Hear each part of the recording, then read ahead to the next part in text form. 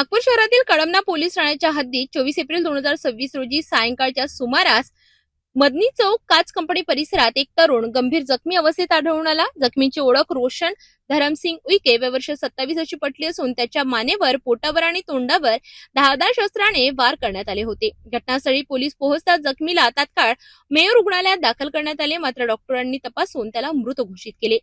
CCTV footage आणि स्थानिक चौकशीतून समोर आलेल्या माहितीनुसार जावेद उर्फ लाल शकील अन्सारी, शहबाज जाहीर खान तसेच सलमान आणि सुलतान या चौघांनी संगनमत करून धारदार शस्त्र आणि काठीने हल्ला केल्याचं निष्पन्न झालंय। या प्रकरणी पोलीस कर्मचारी राकेश बेटवार यांच्या तक्रारीवरून आरोपींविरुद्ध भारतीय न्याय संहितेच्या कलम 103.1.3.5 अंतर्गत गुन्हा दाखल करण्यात आलाय।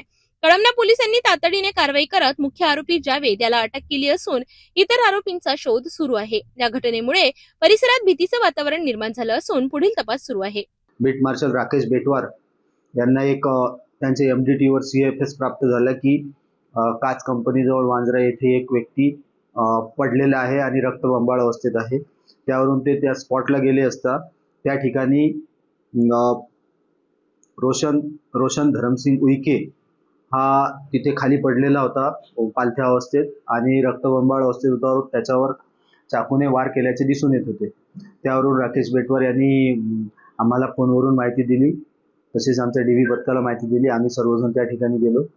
त्या ठिकाणचे CCTV फुटेज आम्ही बघितले असता त्या CCTV फुटेजमध्ये आम्हाला त्या ठिकाणी एका ठिकाणी 4 व्यक्ती आणि हा मृतक असे 5 व्यक्ती एका ठिकाणी थांबलेले होते आणि त्या ठिकाणून जात असताना या आरोपितांनी त्याच्यावर चाकूने वार केला आणि त्याला गंभीर जखमी करून ठार केल्याचं CCTV मध्ये दिसून येत होतं।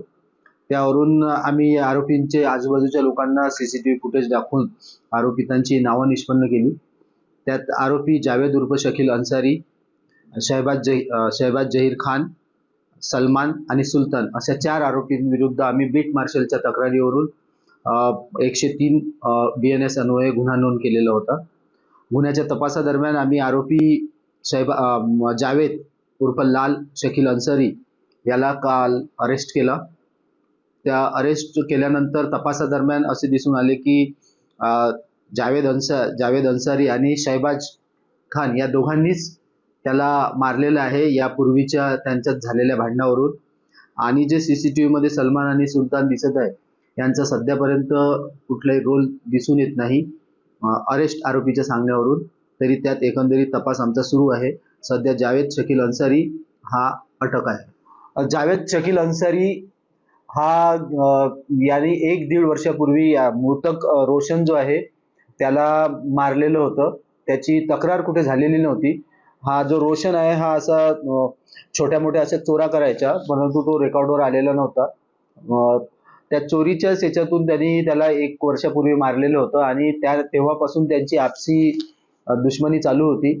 3-4 दिवसापूर्वी जो मृतक आहे रोशन याने जावेद अन्सारी जो आहे याला हातबुक्कीने मारहाण केली होती आणि मारण्याची धमकी सुद्धा दिली होती।